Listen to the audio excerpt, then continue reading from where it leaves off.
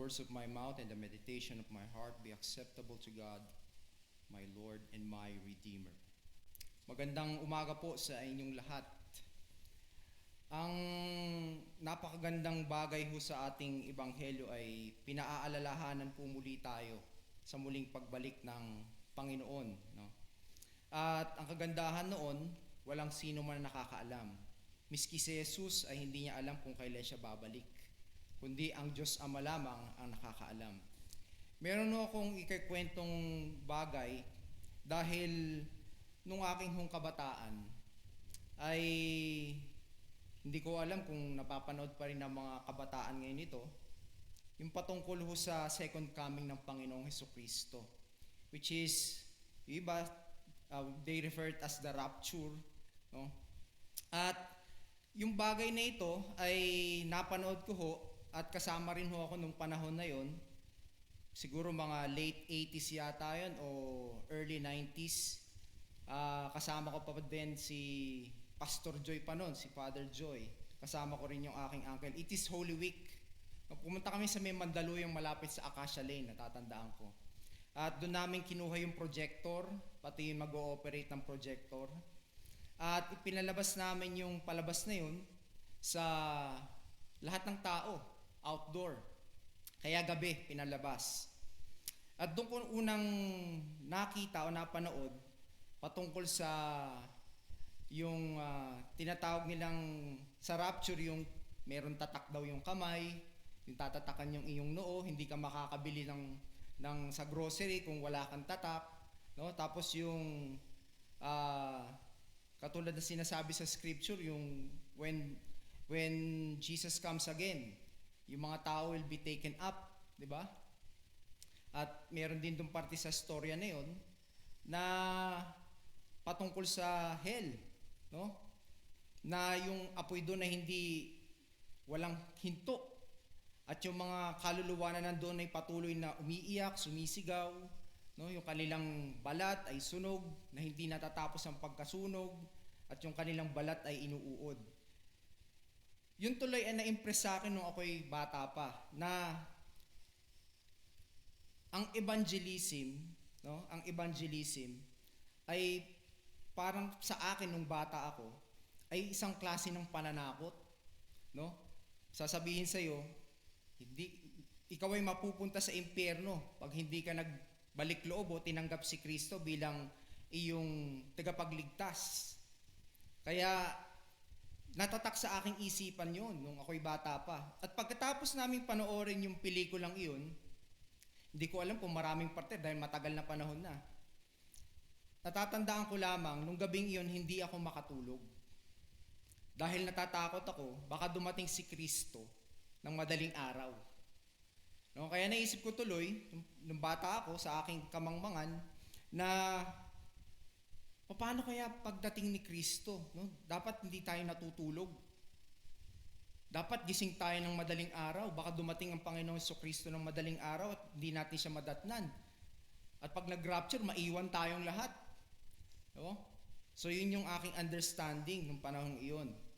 Pero as I go along, no, study the scripture and mature in faith, hindi pala dapat ganun ang nasa isip natin. Dahil ang nasa isip dapat natin ay ang pag-ibig ng Diyos.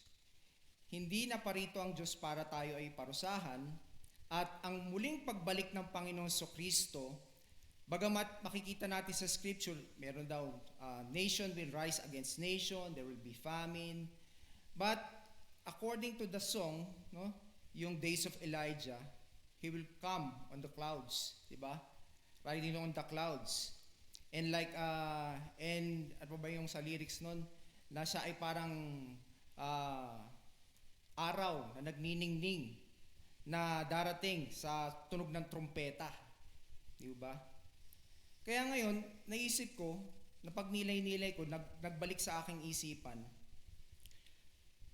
dapat ba tayong matakot sa pagdating muli ng Panginoon Kristo? Katulad ng mga babala. Well, in actuality, kung titignan nating mabuti ang mga pangyayari at ang tinuturo ng Panginoon, yung bagay na second coming ng Panginoon Kristo will be a joyful day. It's a joyful day. Dahil sa atin, katulad ng sinasabi sa Ebanghelyo ngayon, na tayo daw ay maging alerto. At ang kapatid ng alertness is preparedness. And if we go to Matthew chapter 25, doon makikita natin sa Matthew chapter 25, di ba yung parable of the 10 virgins and the parable of the talents. Then after that, makikita natin yung judgment. Makikita natin doon sa chronological order na yun is preparation. Hindi dapat tayo matakot sa muling pagdating ng Panginoon. Doon sa parable of the 10 virgins, pagdating ng groom. No? Doon naman sa parable of the talents, pagdating ng kanilang master.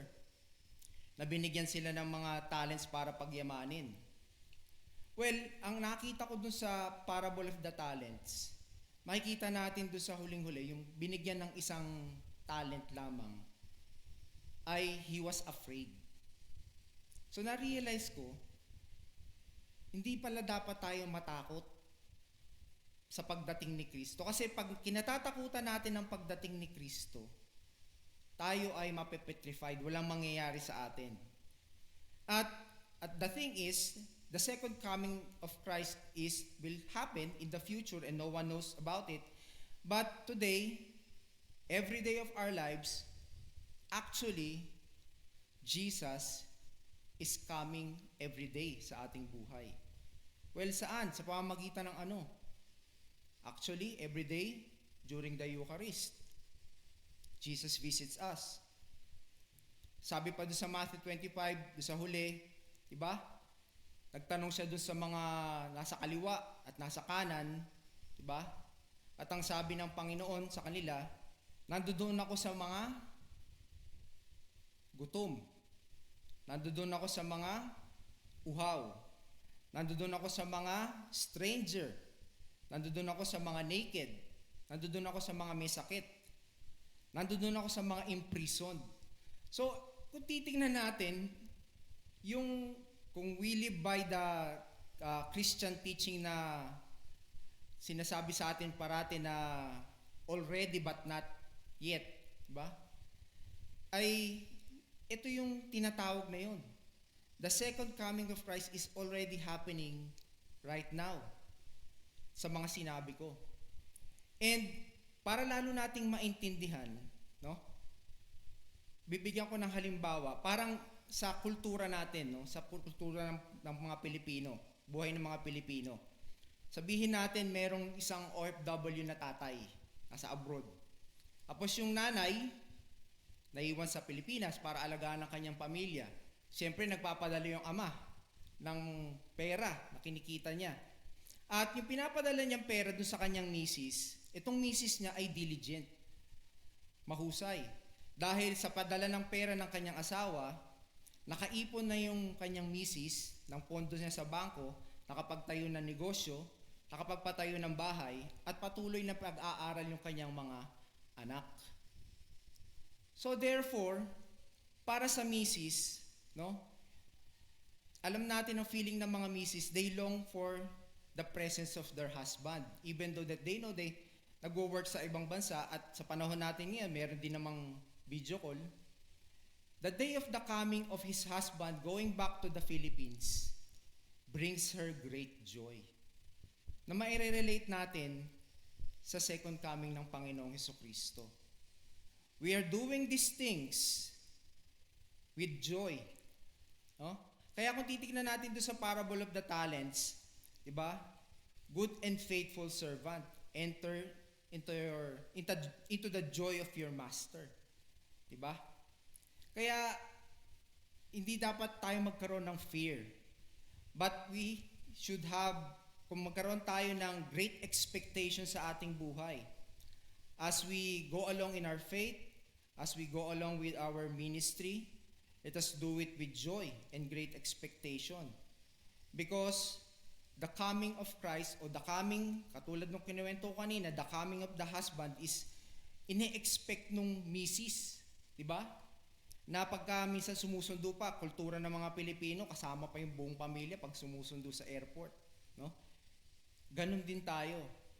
Hindi tayo nagwo-worry na pagagalitan ka ng Panginoon pagdating niya. Well, hindi. Ang i-expect natin is, well done. No? Good and faithful servant. You have done well and enter into my joy. Amen. Tayo po ay magsitayo.